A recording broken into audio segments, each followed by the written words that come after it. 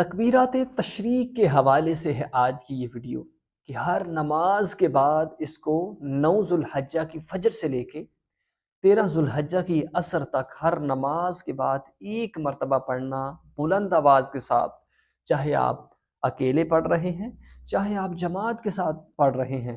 اللہ اکبر، اللہ اکبر، لا الہ الا اللہ واللہ اکبر، اللہ اکبر وللہ الحمد۔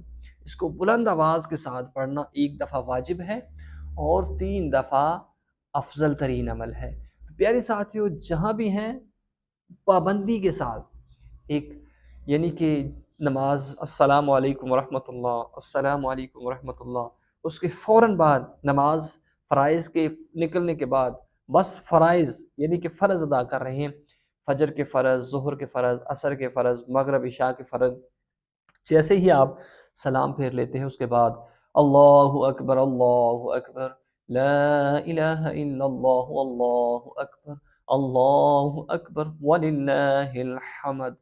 اس آیت کو تسبیح بھی کہا جاتا ہے، تحلیل بھی کہا جاتا ہے، یعنی کہ اس کے بہت سارے فوائد ہیں کہ جب حضرت ابراہیم علیہ السلام نے اپنے صاحبزادے فرزند حضرت اسماعیل کو لٹایا تو کیا زبان پہ تھا؟ اللہ اکبر، اللہ اکبر، اور پاس کھڑے تھے جبرائیل علیہ السلام۔ یہ منظر دیکھ کے ان کی زبان کے اوپر کیا آیا؟ لا الہ الا اللہ واللہ اکبر۔ اور جب حضرت جبرائیل دمبا لے کے آئے اور دمبا ذبح کر دیا گیا اور پھر حضرت اسماعیل قریب کھڑے تھے اور ان کی زبان کے اوپر کیا تھا؟ اللہ اکبر وللہ الحمد۔ پیارے دوستوں، گھر سے نکلتے ہوئے، مسجد کی طرف جاتے ہوئے، عید کی نماز پڑھتے ہوئے اس آیت کا کثرت کے ساتھ ورد کریں، اللہ آپ کو بہت ہی زیادہ نوازے۔